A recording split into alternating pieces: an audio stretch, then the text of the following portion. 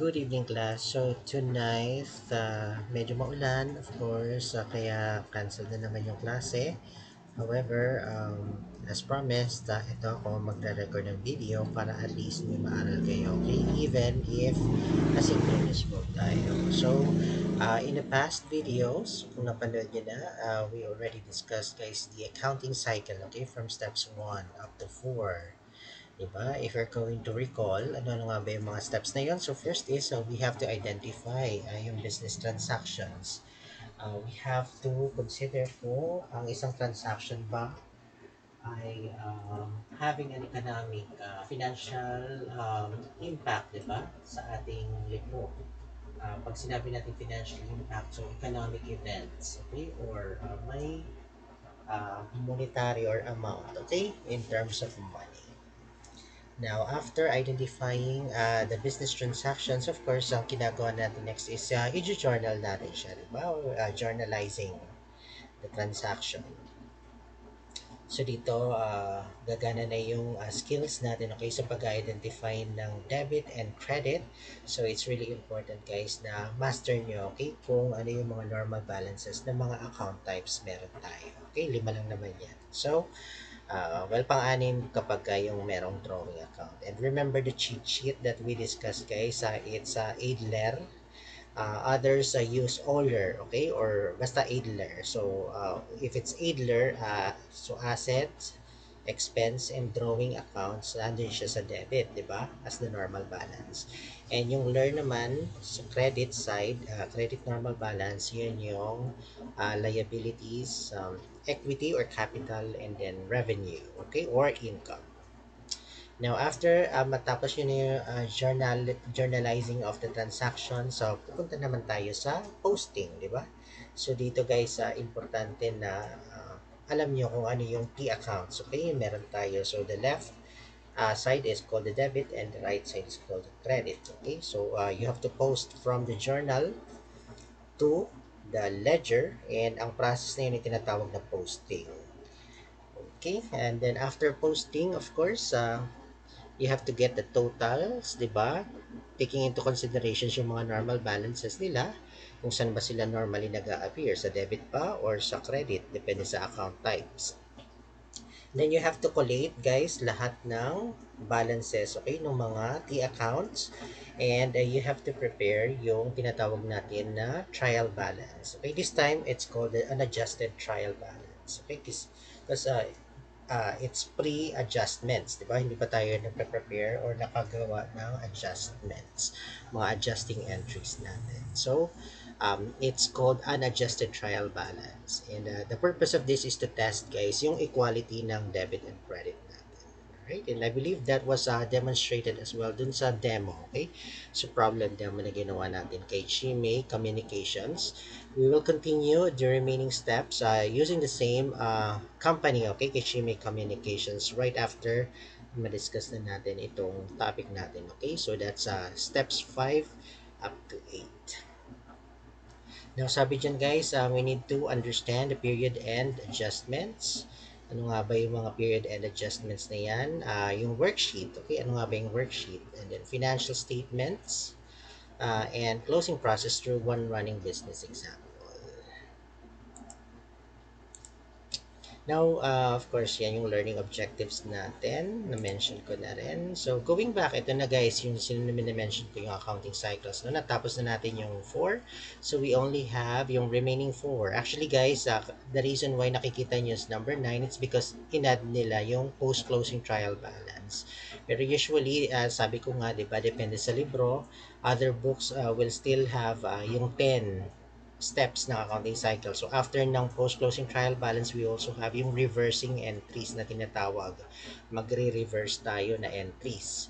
Pero, since optional lang naman yan, hindi ko na siya i-discuss. Okay? So, dun muna tayo stick, guys, dun sa 8 steps. And we can also discuss din naman kung ano ba itong post-closing trial balance right after the discussion. Okay? Pero, we'll focus on this 8 steps. So sabi dyan, key point is financial statements are always prepared before closing entries are recorded. So yes, baka nagtataka kayo guys, 'di ba ang sabi natin, ang final output ng accounting cycle natin is financial statements. Pero bakit hindi siya yung nasa dulo, 'di ba? So that's weird, 'di ba? Napaka-weird. Bakit kung final steps na siya, bakit kung final output siya, bakit hindi siya yung last step? Okay? So, very unique talaga yung accounting process, okay? Kasi even though nakapag-generate ka na ng output ng financial statements, you still have another step, okay, that you need to accomplish para matawag natin na full accounting cycle na talaga siya. Okay? So, that's the characteristics, guys, of the accounting cycle. Now, this is just an example, guys, but let's just skip this one. So, we'll stick with Shimei Communications, right? Now, ano daw yung adjusting entries? Sabi dyan guys, it's also a journal entries din naman guys. So, just like what we're doing in the journalizing of transactions sa step 2. So, itong adjusting entries, it's pretty much journal entries lang. Kaso lang, binigyan lang siya ng other name to distinguish guys yung normal na journal entries from the adjusting entries. And usually guys, adjusting entries is being done at the end of each accounting period. So when we say accounting period, so di ba sabi natin it can be yearly and then it can be divided as well quarterly. So in 1 year we have 4 quarters, di ba? And then if uh, we can also divide that a monthly basis, di ba? So each month meron tayong end na accounting period na tinatawag. Kaya at the end of each month, usually nag-a-adjust si business, okay? Nag-check siya kung match ba lahat ng expenses and revenue. If you can still recall guys yung matching principle natin, di ba? Sabi natin, expenses should be matched, okay? On when the revenue was earned. Okay, so kailangan lahat ng expenses related dun sa revenue na kinita natin, i-recognize natin. Okay? For that same period. And of course, revenue recognition, guys. What we discussed is yung accrual basis. If you can still recall, accrual, di ba? So, sabi natin sa accrual basis, um, we need to record uh, income or recognize income at the time na na-earn siya. Okay? Not at the time na naka-receive tayo ng pera. And on the expense naman, sa kabaliktaran, we need to recognize expenses being incurred um, when it is incurred guys, okay, and not when we pay the cash. So even though walang cash inflows or outflows na tinatawag, so we have to recognize income or expenses when it is earned or when it is incurred, okay, respectively. So ganun siya. Now, sabi niyan, without adjusting entries guys, so ano ang possible mangyari? Malamang magiging masyadong mababa yung income natin, di ba? Possible na hindi properly stated yung income ng company. Kasi nga naman, possible na hindi pa tayo nakakapag-recognize ng enough na expenses, di ba? So, expenses too low daw, sabi. So, syempre, baka may nakaligtaan tayong expenses na hindi pa natin nare-record. Kasi baka ang iniisip natin is kung kailan lang tayo nagbayad, doon lang natin siya i-recognize na expense, which is wrong, di ba? Sabi nga natin, accounting uses yung tinatawag natin na accrual basis. So, even though walang outflow ng cash, kailangan nating mag-recognize ng expenses.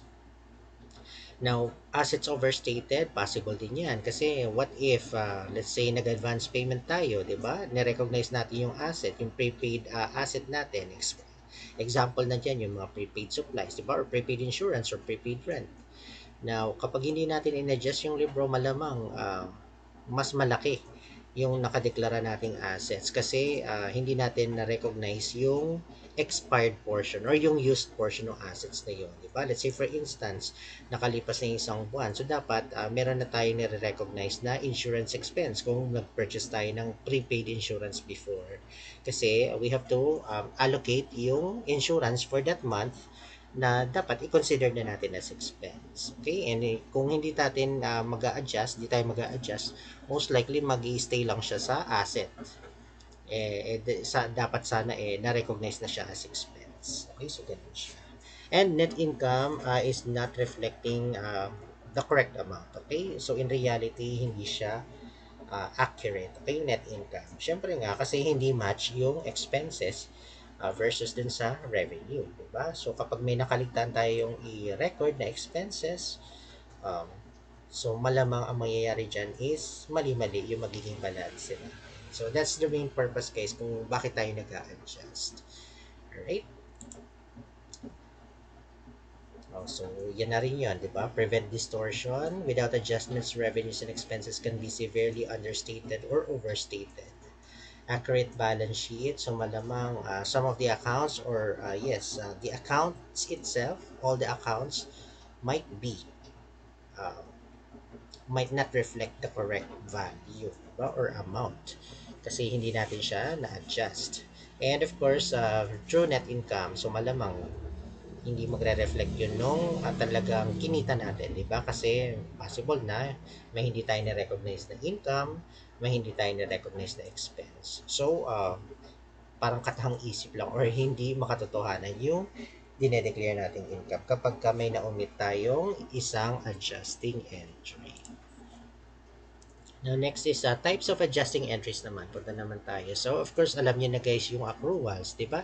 Sabi natin kapag um, accruals, i-recognize natin yung revenue kapag na-earn na natin. And kailan ba tayo nag-earn ng income? Siyempre, kapag let's say nag-render na tayo ng service, kung service company tayo or service business, or kapag let's say nag-deliver na tayo ng goods, di ba? Pag may umorder sa atin, nag-deliver na tayo ng goods, so we can consider that as a sale na, di ba? So nakapag-deliver na tayo ng ating obligasyon, nagawa na natin yung ating obligasyon sa ating customers. So definitely we can recognize na an income, okay? Kahit na hindi pa tayo binabayaran ng cash. Now, sa expenses naman, accrued expenses, let's say for instance, hindi pa tayo nagbabayad, wala pa tayo nilalabas na pagkakagastusan, pero let's say yung expense na to is para talaga dito sa period na to, so dapat i-recognize natin siya, okay? As incurred, okay? Not when it is paid. Kapag deferrals naman guys, kabalik na rin ito ng accrual. So kapag deferrals, so meron tayong deferred expense, ito yung prepaid expense din natin, okay? Which is categorized as an asset, yung nire-recognize natin na asset. So ang common so far na in-example natin dyan ay yung prepaid rent, prepaid insurance, prepaid office supplies, di ba? Mga ganun. So, yan, mga deferred expense yan. Kasi, hindi muna natin siya ini-expense lahat kasi may ini-expect pa tayong future economic benefit. So, mangyayari yan, even though binayaran na natin siya, pero hindi muna siya kabuuan as expense. Okay? Pwedeng i-recognize muna natin siya as asset temporarily and then paunti-unti i-expense natin siya. Okay? Depende kung kailan siya magagamit. So, ang word is used, di ba? Versus unused. Kapag used na siya, dapat i-expense. Kapag unused, then i-keep natin siya sa asset, di ba? Another term na pwede natin i-associate dito is kapag expired or not expired, di ba? Kapag nag-expired na, let's say for instance, nagamit na sa renta, di ba? Ang renta na yun para sa isang buwan na to. So we need to recognize that as expense, di ba? Again, it's prepaid rent, pero nag-expired na, nagamit mo na, na-used mo na. So ganun, similar lang yan guys. Okay, yung mga term na ginagamit na yan. So, kailangan mo siyang i-recognize sa expense. So, i-remove mo na siya sa part ng asset and then i-recognize mo na as expense. Now, pagdating naman dito sa deferred revenue, so kino-consider natin, let's say yung na-receive nating cash in advance, di ba? Pero hindi ka pa tayo nagkakapag-render ng service o hindi pa natin na-deliver yung goods sa customer. So, meron tayong dapat na i-recognize na utang, di ba? Obligation natin na i-fulfill yung duties natin, okay? To serve yung customers na nagbayad sa atin in advance. So, ganun yung logic guys ng deferred revenue. Okay, so we are going to establish a liability. Okay, utang natin kasi meron pa tayong hindi na fulfill na uh, obligations. Okay? And ang obligations na yun ay in the form of rendering service or delivering goods to our customers. Okay? Or consumers. So, ganun siya. Sa deferrals, guys. Okay? And of course, yung last is yung tinatawag nating depreciation. Okay? Depreciation naman, guys, ito yung related siya sa mga fixed assets na binili natin. Usually, pwede yung mga building, di ba? Nagde-depreciate ang value niyan. So, habang tumatagal yan, nagkakaroon ng, let's say, bitak-bitak, di ba? So, nawawala yung strength, di ba? Parang, alam ko may lifespan din ng mga building na yan. Eh, kung hanggang kailan mo lang siya dapat uh, gamitin, di ba? Otherwise, case kapag nag-exceed na yan, so there's a tendency na wala na yung structural integrity niya na tinatawag and possible na hindi na safe, di ba? Nagamitin pa yung building na yon. So, nag-wear and tear din yan, di ba? Na de-depreciate ang value niyan, guys. Ganun din naman yung mga equipment. Kasi bumili tayo ng equipment, di ba? Nagagamitin natin sa operations. Ano ba yung operations natin? Let's say for instance, mga computer equipment, okay? For our satellite office, di ba? Ganon. May mga opisina tayo, kailangan natin ng mga fixed assets like computer, printer, di ba? Ano pa? Other appliances, pwede rin yan i-consider, guys, di ba? Part siya ng mga ng ating mga opisina, di ba? Yung mga ginagamit natin sa opisina ng mga items, di ba? Mga fixed assets, kumbaga, na nagde-depreciate or wear and tear yung kanyang value habang tumatagal. So, nawawala yung kanyang value. So, isipin mo na lang guys yung cellphone mo na binili mo. Let's say for instance, 20,000, di ba? Worth of cellphone. Imaginein mo yan, 20,000 na yan, di ba? Sa continuous mo na paggamit ng cellphone na yan, after 1 year or 2 years, hindi mo na masasabi na 20,000 pa rin yung value ng cellphone na yan kasi gamit na yan. Baka sira na kayong battery, di ba? Naglalag na, nagahang na, di ba? So, ganun siya guys. Nagde-depreciate yung kung paano mo siya binili at the time na binili mo siya, possible na after several of like a time period, let's say 1 year or 2 years, hindi na ganun yung functions niya, di ba? Hindi na siya nagfa-function just like the first time na binili mo siya, okay? Or the time na pinurchase mo yung product. So, ganun siya guys, wear and tear. Ang fixed asset lang guys na makukonsider natin na hindi nagwe-wear and tear is, of course, yung kung alam niyo na, yung lupa, yung land, di ba? Let's say for instance, bumili tayo ng lote, di ba? Land. Uh, Lot for sale, di ba? Mga ganon. Usually, ang lot na yan guys, let's say, especially kapag di ba, mga nasa national road, malapit sa national road, nasa highway, di ba?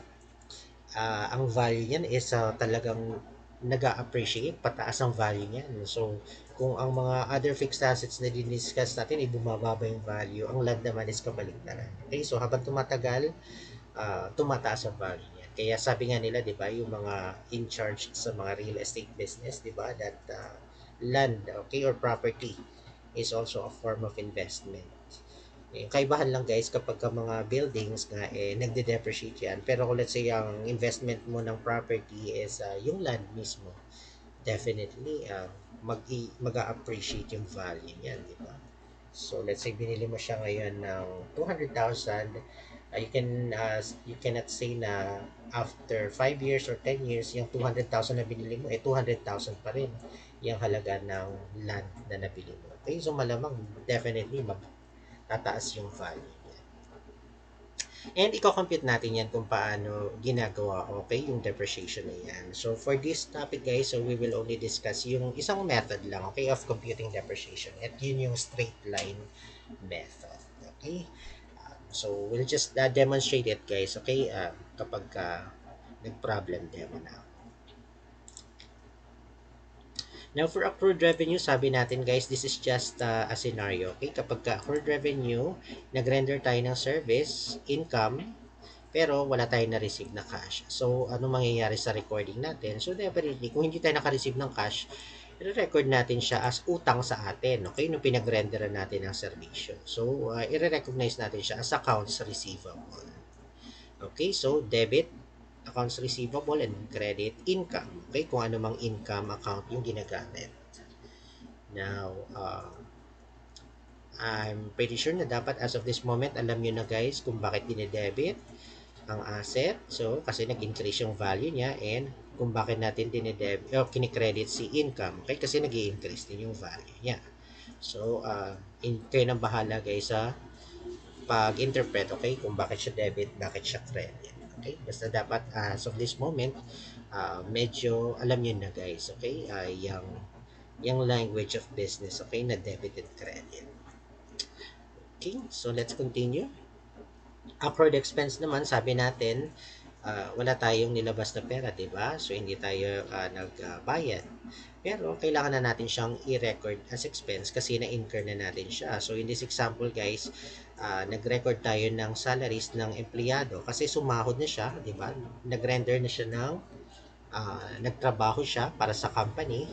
Kaso, usually, di ba may mga company na hindi naman kada katapusan nagpapasahod. So, meron dyan 5th of the next month, di ba? Or 10th of the next month. So, as of year end, let's say for instance, December, tapos December 31, since nagtrabaho na yung empleyado natin, pero ang pasahod natin sa kanya is let's say sa ikalima pa, di ba? 5th of the next month or ikasampu. So, January 10. So, definitely, as of December 31, dapat i-recognize na natin yun as expense. And then, since wala tayong nilabas na pera, mag-establish tayo ng utang, di ba? Liability account para dun um, sa pasahod ng mga empleyado natin. And then later on, kapag binayaran natin to, edi i-debit na natin tong salaries at saka tayo mag-credit ng cash. Okay? So, ganun siya guys. Kapag ka-accrued expense. Okay? I-set up mo na as expense kung kailan siya na-incur and then mag-set up ka rin ng liability account para at least just in case kapag time na nababayaran, ang i-debit mo is yung liability account na and i-credit mo na yung cash. Right? So, ganun siya. Deferred expense or yung prepaid expense natin. Let's say for instance, bumili tayo ng 12,000, di ba? Nagbayad tayo for rent. Sabi dyan. Tapos, August 1 natin binili. Tapos, by August 31 is month end. So, nakalipas na isang buwan. So, kung 12,000 is good for 3 months, so meron tayong 4,000 each month, di ba? Na dapat i-consider as expense kasi lumipas na yung isang buwan. Kaya naman, naging rent expense natin is 4,000. So, nire-record na natin siya as expense and at the same time, binabawasan na natin yung prepaid rent na asset account. Bakit natin siya babawasan? Kasi nga, ililipat na natin yung asset into expense. Okay? So, yung 4,000 na yan is used na. Diba? Nagamit na natin. So, dapat alisin na natin siya sa asset. Kaya, magde-debit, mag-increase yung expense and then mag-credit or mababawasan yung asset na unang pinaglagyan natin ng 12,000. Okay? Na prepaid rent. So, ganun siya. For unearned revenue naman, let's say for instance, na-record na natin previously, di ba, yung cash. Tapos, nag-establish na tayo ng utang na account. And this time, guys, at the end of the accounting period, we we have actually delivered yung service, 'di ba? Nakapag-render na tayo ng service dun sa customer and ang sabi niya is worth 3,000. So kung noong una ni-recognize natin siya as cash debit and then credit sa liability account which is an earned laundry revenue. Now at the end of the year, kapag na-render na natin yung service, so dapat i-remove na natin siya sa pagkakautang kasi na-fulfill na natin yung obligation natin. So, babawasan na natin yung utang natin and at the same time, magre-recognize na tayo ng income. Okay? Kasi na-fulfill na natin yung obligations. Alright, so that's for unearned or deferred revenue. Now, moving on guys is sa depreciation naman. Okay, so let's say yung sabi dyan is 60,000 yung pagkakabili natin ng equipment. Yan, 60,000 at the start of the month. Now, it's expected to last 5 years. Okay? So, 5 years. So, yung equipment na yan, magagamit lang natin siya dapat ng 5 years, sabi sa problem. And no resale value at the end. So yung no resale value, guys, ibig sabihin yan is wala nang salvage value. Let's say, pag inattempt natin yan ipagbili at the end of 60 months, hindi na siya mabibili, wala nang pakinabang, okay? Kasi gamit na gamit na, wala na siyang value sa market, okay? No resale value or no salvage value. The salvage value refers dun sa kung magkano natin maibebenta itong asset na to at the end of its useful life. Okay, so in this example guys, that's 5 years. So hamakin mo, binili mo yung laundry equipment, let's say washing machine ng 60,000 ngayong taon, tapos gusto mo pang ibenta, let's say for instance in 10 years, at palagay mo may bibili pa nung equipment mo na 60,000. So depende, kung scrap na yan, baka 500 pesos pwedeng bilhin yan.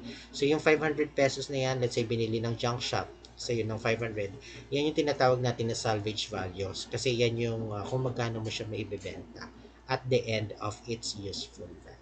Okay, but in this example guys, no resale value or no salvage value. So i-assume na natin siya as 0. So 60,000, i-divide mo na lang siya sa 5 years. Okay? Para ma-compute mo yung monthly, uh, uh, well, in terms of months pala to, 60 months, i-divide mo siya sa 60 months para ma-compute mo yung monthly na depreciation. Okay? Kaya siya naging 1,000. 5 years guys, kapag ang tinatanong ng problem is magkano yung annual depreciation. Okay? So magkano yung pang buong taon na depreciation nung asset na to or ng equipment na to. Pero kung in terms of monthly pinag-uusapan, edi i-divide mo, okay? Kung 5 years yan, i-multiply mo sa 12 para at least uh, in terms of months din, okay? Magiging computation mo.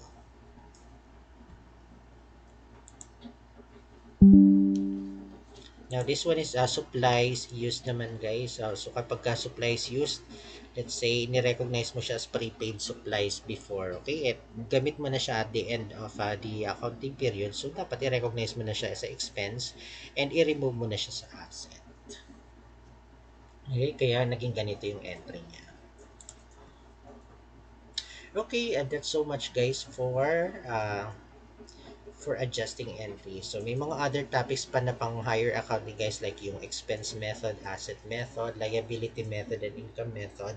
Hindi ko na i-discuss yun sa inyo guys, okay? Kasi baka mas maguluhan pa kayo. But for now guys, it's enough na naiintindihan nyo kung para saan yung adjusting entries. Okay? Now, punta naman tayo guys sa worksheet. Okay, punta naman tayo guys sa worksheet. So worksheet guys is only an extra tool for accountants. Okay, whenever we are preparing yung financial statement. So let's say for instance guys, na-adjust mo na, di ba? Yung mga accounts mo, nakapag-establish ka na ng mga adjusting entries mo at the end of the accounting period. So ang normal na ginagawa dyan guys is ipopost mo rin yan, di ba? Ipopost mo siya sa ledger accounts. And then, kung gagawa tayo ng worksheet guys, ipa-plot natin yung mga adjusting entries na yan dun sa worksheet para at least ma-determine natin kung ano na yung tinatawag natin na adjusted trial balance. So, kayo adjusted balance ng each accounts, kaya tayo gumagawa ng panibagong trial balance which is known as the adjusted trial balance. And that is to test again guys yung equality ng debit and credit natin. Okay? After natin gumawa ng adjustments. Okay? So, sa worksheet, guys, ipinaplot din yan. So, actually, kaya before ni-request ko kayo na mag 10 columns, diba? Kasi, yung each column na yan sa 10 columns will have yung, let's say, trial balance. Ito yung step 4. May debit and credit yan, and then yung balance niya. And then, sa third and fourth column naman will be yung adjusting entries mo. Ipa-plot mo yan sa worksheet. And may debit and credit din yan. And then, ang fifth and sixth column will be for your adjusted trial balance. Debit and credit din yan. And lahat yan dapat balance. Okay, you will figure it out guys kapag nag-demo na ako. Okay, but for now, pilitin nyo na lang muna intindihin guys yung pinagsasasabi ko. Okay, dito sa lecture na Now, yung 8th and 9th naman, Tama ba? 8 and 9, 6, 7 and 8 pala. 7 and 8 is meant for your income statement balances. So usually guys, tina-transfer lang natin dito is yung revenue and expenses accounts, okay? And yung ninth and 10th column naman, the debit and credit will be for your balance sheets, okay? And dito naman, tina-transfer natin yung asset, liabilities, and equity, okay? I-demo ko na lang to para at least makita niyo. So yan guys yung content guys ng ating 10 column worksheet. Okay? And we have there the steps kung paano siya ginagawa. Right? So here's an example guys. So let's say for instance, gumawa tayo ng uh, hanggang ano lang to, adjusted trial balance. So listed dyan guys yung mga accounts, di ba, na meron tayo sa worksheet. And then ito yung trial balance, debit and credit natin, we have yung unadjusted, di ba? Unadjusted balances. Okay, ito yung mga balances na kinuha natin guys sa ledger natin, di ba? After natin ma-post lahat ng transactions and makuha yung total, so yan ang pinaplot natin dito. Okay, and dapat equal yan guys. Once na na-equal na natin yan, ang next is pinaplot mo naman guys yung mga adjusting entries natin. Okay, kaya meron dyan debit, credit. So, depende yan kung anong accounts yung involved dun sa entry mo. Okay? Yun yung i-debit, yun ang i-credit mo.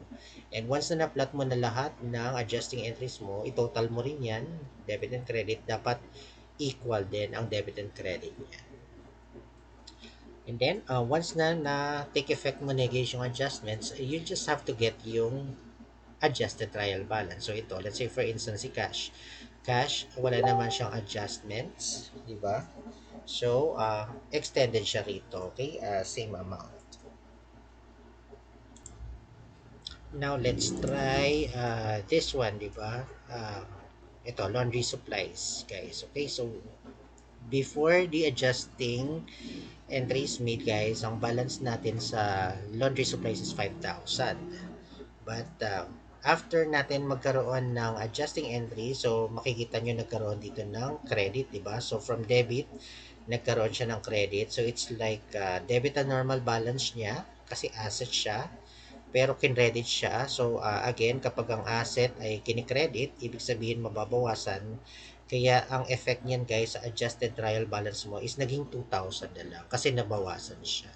So, ganun yun guys. Kapag meron tayong unadjusted balance and kapag may value rito na adjustments, we'll have to consider it kung debit ba siya, debit ba rito. So, debit ang asset. So, magiging addition to. So, dapat magiging doble yung amount. So, kung let's say 5,000 at naka-debit 3,000, so magiging 8,000. But in this case, guys, from debit, tapos kinikredit siya sa adjustment. So, kaya siya naging 2,000. Okay? From an increase, normal balance, and then credit nabawasan, so we have 2,000, okay, remaining value or balance. So ganun siya guys, okay, and right na after mo take into account guys lahat ng adjustments niya, so kapag meron na tayong mga balance rito, ito na yung mga adjusted balance natin, okay, so mababawasan siya itong amount na to, unadjusted, and then consider mo yung mga adjustments. Either ang magre-reflect dito is mag-increase or mababawasan guys yung value, okay, ng mga accounts. And this is what we known as yung adjusted balances muna. Now, adjusted balances dapat ano rin siya guys, ha? Balance din yan, okay? Yung debit and credit natin is balance. Kasi nga, ang purpose natin kung bakit tayo gumagawa ng trial balance is to always check yung equality nitong debits and credits. Right? If you will notice guys, 6 columns lang yan. Wala yung pang income statement and wala yung pang balance sheet. So, sa demo ko na lang siya i-present sa inyo. Okay, let's continue. Now, after worksheet guys, and dito na tayo sa pinaka-output natin. Okay, financial statements. Now, actually guys, in basic accounting, we will only gonna be tackling itong tatlo, okay? Ito yung preparation ng income statement, ng owner's equity, and ng balance sheet.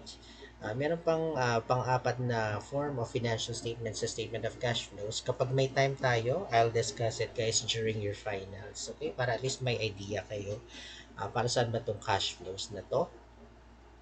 And yung may panglima pa dyan actually guys na form of financial statements. We change yung mga notes, okay, to financial statements. Kaya lang, hindi ko na i-discuss yun kasi pang higher accounting na yun. Okay, so dito lang tayo magfo-focus. Okay, at least may idea kayo kung anong ibig sabihin ng income statement, ano ang ibig sabihin ng balance sheet. Okay, and yung statement of owner's equity. Now, income statement guys reflects the performance ng isang business, okay? Let's say for a specific period. Let's say for instance, ang makikita nyo guys kapag nagpe-prepare kayo ng income statement is kung para anong period ba, para sa anong period ba na generate yung results na yon ng operation. Okay? Income statement is also known guys as the statement of financial performance, okay, ng isang company. Performance kasi mini-measure niya yung kung kumita ba or nalugi ang isang negosyo. Kaya makikita nyo guys sa income statement yung mga income accounts lang, and then less yung mga expenses. So kung matatandaan nyo pa guys yung ginawa nating exercise, di ba, before, revenue minus expense is equals net income, di ba? Kapag mataas ang income kaysa sa expense, definitely income siya. Kapag mas mataas ang expense kaysa sa income na na-generate natin, definitely magiging net loss siya. So, ganun na yun guys ang ginagawa natin dito. It's just that naka-itemize na siya. So, kung ano-ano yung mga accounts ng income, nilalagay natin lahat ng income accounts yan. Diba? Pero this scenario guys, isa lang yung income accounts yan, which is laundry revenue. And yung expenses naman niya, marami, di ba? Kaya naka-itemized yan. Lahat ng expenses niya. So, hindi lang siya expense. Hindi mo pwedeng sabihin expense lang siya, di ba? So, anong types ng expense? So, may salaries expense, may rent expense. So, naka-itemized yan, guys. Okay? Depende sa account titles na ginagamit ng isang business. And saan natin makikita itong mga account titles na to? Siyempre, titingnan mo yung chart of accounts, di ba? So, doon naman nanggagaling or nakalista lahat ng accounts na ginagamit ng isang business. Now, after mo ma-account guys, lahat ng income and lahat ng expense, na-determine mo na mas mataas ang income kesa sa combined total ng mga expenses mo kahit na naka-itemize yan. So, definitely, meron ka pang matitira sa'yo, di ba? Yung net income na tinatawag. So, ibig sabihin lang ng net income is mas mataas yung revenue na na-generate natin kesa sa mga pinagkagastosan natin. Right? So, the formula is here. Okay?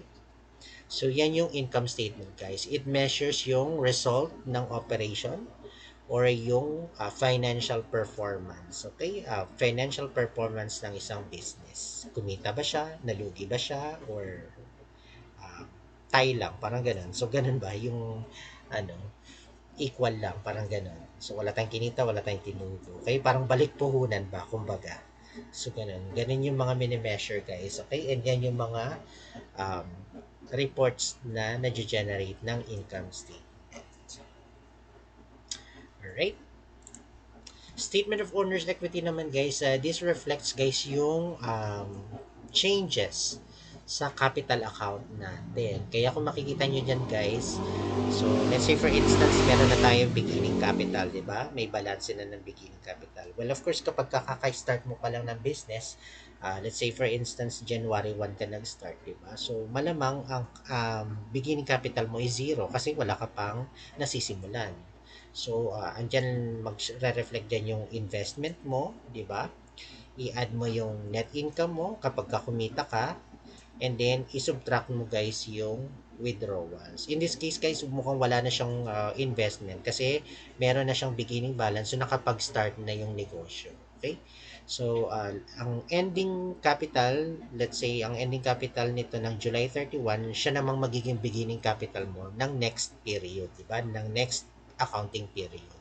So, in this case, if it's monthly basis, so kung July 31, ending capital mo ito na ngayon yung magiging beginning capital mo ng August 1. And kapag minimeasure naman natin yung performance ng August 1, di ba? So, meron siyang kinitang net income.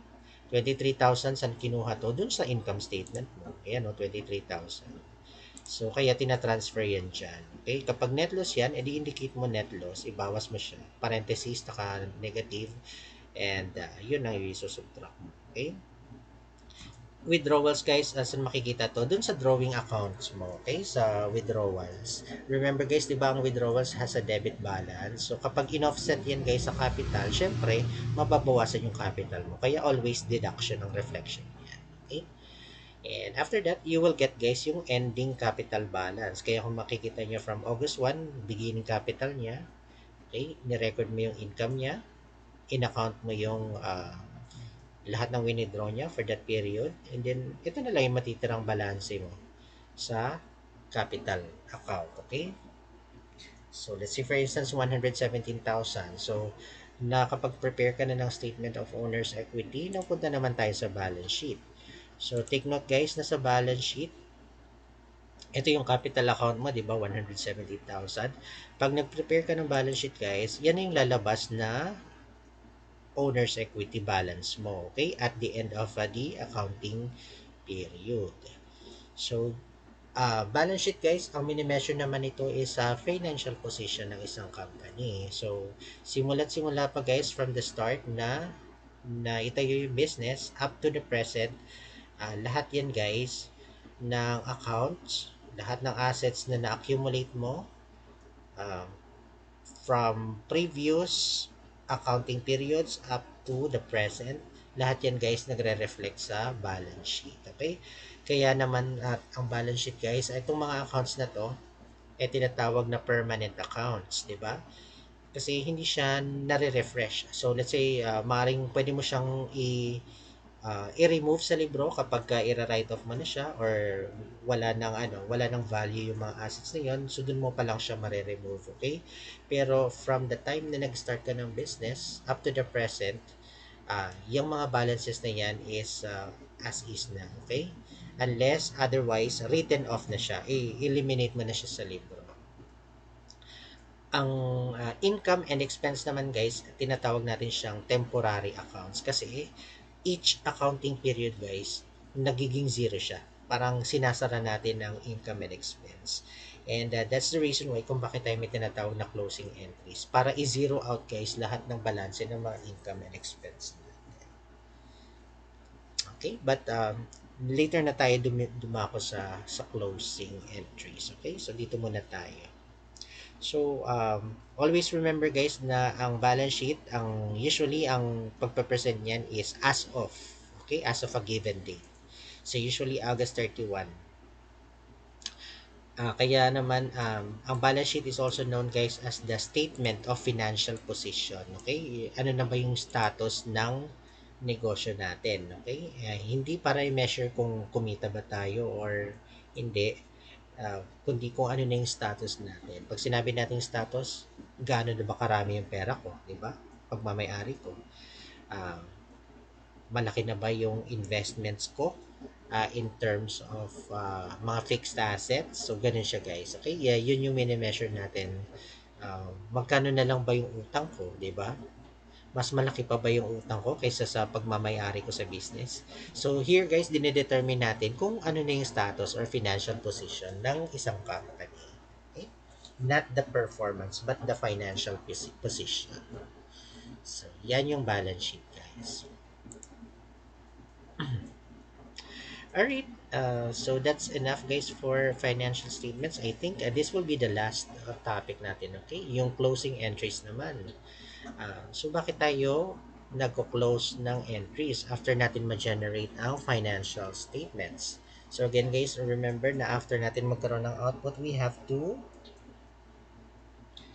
close the books. And kapag sinabi natin guys, close the books, hindi yun buong libro ang sinasara guys. Okay? It's only referring guys to the temporary accounts. Okay? Temporary accounts or yung nominal accounts natin na tinatawag. Okay? At ano-ano yon?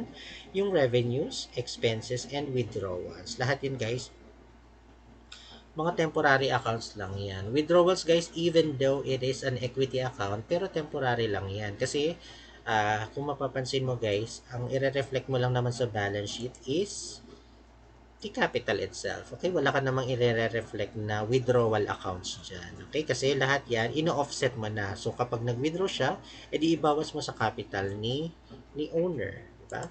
So, yan lang yon. So, withdrawals guys, even though it is a part ng equity account or ng capital account, pero considered siya as temporary lang. So, the only purpose kung bakit tayo nagkakaroon ng withdrawals account is para matrack ng isang business kung magkano ba yung wini-withdraw ng owner. Kasi remember guys, di ba, yung pera ng business is different or separate sa pera ng owner. Baka mamaya kasi yung ini-invest natin uh, na capital sa isang business, kasi kung tayo yung owner, mamaya lampas-lampasan na pala yung wini-withdraw natin na cash, 'di ba? Nag-invest ka, let's say 100,000. Pero sa pagmo-monitor mo ng lahat ng na-withdraw mo na pera, umabot na ng 200,000. So do you think guys makakapag-function pa yung business kapag gano'n yung sitwasyon? Mas marami pa yung kinubra mo, 'di ba? As owner sa business, ay paano magso-survive, paano mag-ooperate yung business kung wala nang puhunan, di ba? So that's the reason why we have to track guys kung magkano na ba yung na-withdraw, and good practice is that dapat hindi ito mag-exceed guys dun sa amount ng capital mo, kasi yun nga ang purpose, di ba? The reason why we invest sa business is para meron siyang mapaikot na puhunan, okay, sa negosyo. Okay, so permanent accounts naman guys, so permanent accounts or real accounts kasi nag stay lang siya sa account mismo, so hindi natin siya sinasara. Okay, so usually nagre-reflect nga siya gaya ng sinabi ko kanina sa balance sheet, okay, to reflect yung actual financial position ng isang business from the time na nag-start siya up to the present. Okay, nag-start siya ng business up to the present. Okay. Now, meron tayong four types guys ng closing entries. So, una is i-close natin lahat ng revenue. So, 'di ba? Remember guys, ang income natin, ang income accounts may normal credit balance siya. So, para i-close natin siya, i-debit natin siya, 'di ba? So, kung magkano yung balance niyan, i-debit natin yan. And of course, i-credit natin si income summary account. Income summary account guys is just a temporary T account, okay? Temporary ledger account lang yan. And ang purpose lang yan is to um, make yung closing entry or yung closing process natin smoothly. Ganun lang yung function yan. Income summary, hindi mo rin yan makikita sa balance sheet kasi eventually, uh, ma-zero out din yan, okay, para ma-transfer yung remaining balances niyan sa capital account. So that's why we have yung third closing entry, which is the close income summary. Okay, so una muna tayo dito. So let's say lahat ng revenue accounts i-close mo by debiting revenue accounts and then crediting income summary. Now, second closing entry naman natin, i-close natin lahat ng expenses. So, ang normal balance ng mga expenses natin guys ay debit, di ba? Lahat naka-debit yan. Kaya para i-close natin sila, so i-credit natin, okay, for the same amount. Okay, and of course, yung equivalent yan is i-debit natin sa income summary. So, kung titingnan nyo guys, kung ipipicture out nyo yung T account ng income summary, so meron na siyang credit and then meron na siyang debit, di ba? So, ngayon, you get the balance ng income summary, and kung may matitirang balance man, yun yung ita-transfer natin sa capital account. Okay? So, here guys, mas malamang yung credit kaysa sa debit. So, most likely, ang balance ng income summary mo is may credit pa siya. And para ma-close siya, so kaya siya dinedebit. Okay, dinedebit yung income summary and kinikredit yung capital. And of course, the last and final closing entries will be to close yung drawing accounts. Remember guys, ang normal balance ng drawing accounts natin is debit. So para ma-close siya sa capital account, so we credit yung withdrawals and we debit yung capital. And kapag sinabi nating debit ang capital, ibig sabihin, since may normal credit ang capital, kapag dinebit yan, so ibig sabihin mababawasan. Okay, and this explains why guys, ang withdrawal binabawasan yung capital account. Okay, kasi dinedebit natin siya. Okay, once na maklose mo na yung entries, maklose mo na lahat ng mga temporary accounts, and that's the end of the accounting process. Now, it's up to the business guys kung mag-establish pa siya ng pang 9th or 10th accounting cycle process, which is the reversing entries. Pero sabi ko nga, optional steps na lang yun. So, it's up to the company if i-adapt niya yung pagre-reverse ng entries or not anymore. Okay? So, ganun siya. And of course, guys, post-closing trial balance, this is just to test again yung balanse ng mga real accounts mo. So, if notice guys, sa post-closing trial balance, wala ka na makikitang income and expenses. Lahat ng makikita mo sa post-closing trial balance, they're all real accounts. Okay? Yung mga permanent accounts natin, like the assets, the liabilities, and the capital. Wala na tayong makikitang income and expenses. And post-closing trial balance is still to test yung equality ng debit and credit. Okay? Kaya kung makikita nyo dyan, balance dapat yan. Okay? So, lesson summary guys, we have yung adjusting entries, part of the full accounting cycle, okay? And then we also have yung worksheet. Worksheet preparation guys is also optional guys, okay? So the company can do without this one. After mo ma-adjust entries guys, pwede mo na kasing dumiretso na lang sa financial statements. However, some bookkeepers who's doing manual bookkeeping, di ba? Nagmamano-mano lang, walang spreadsheets, walang Excel, walang accounting software. So they will prefer to use worksheet guys kasi it facilitates yung ease of the preparation of financial statements. Okay? Kasi once na ma-establish mo na yung adjusted trial balance from the worksheet, plot mo na lang yung mga balanse ng income and then ng balance sheet mo, di ba? Kaya tayo may purpose na may column purposes for income statement and balance sheet. And then from there, makukuha mo na yung mga figures, okay, for you to prepare the financial statements. And of course, we have yung closing process and of course, preparation of the closing trial balance. Okay, assignment guys, so just check if kaya nyo nang masagutan to, pero no need na guys. I think we have discussed everything naman. Which accounting principle requires adjusting entries at period end? Sige na, kasagutan na natin. Accounting principle daw. So, anong accounting principle yun na nagre-require ng adjusting entries? Yung accrual principle natin. Okay, di ba? So, it requires adjusting entries. Which contra asset account is credited when recording depreciation? Contra asset, di ba, na-discuss ko to sa problem demo. We have yung accumulated depreciation. Alright, and what primary purpose does an accounting worksheet serve?